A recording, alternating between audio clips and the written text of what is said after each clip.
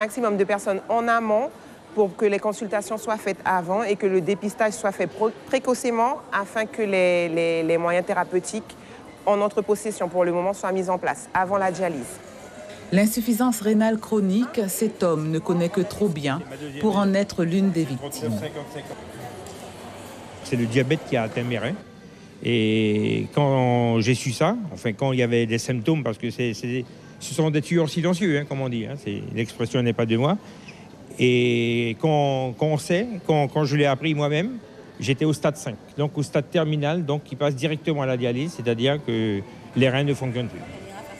Besoin fréquent d'uriner, perte d'appétit, de poids, essoufflement, crampes nocturnes, quelques-uns des signes. Le diabète et l'hypertension artérielle, les principales causes.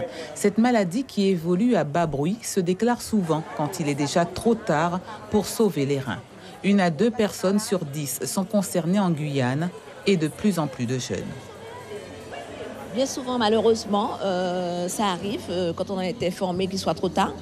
On a quand même quelques patients qui prennent soin ou qui sont assez réactifs, donc qui effectivement font la démarche.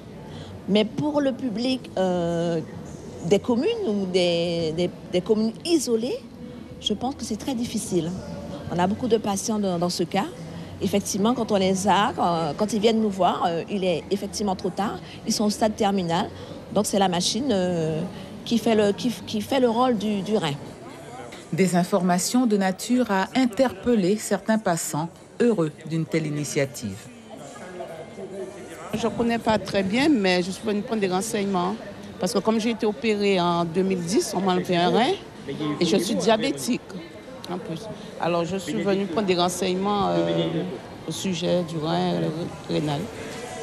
Dans le doute, la première démarche consiste à consulter son médecin traitant qui prescrira un bilan sanguin et une analyse d'urine. Suivez l'info sur Guyana Première, télé, radio et Internet.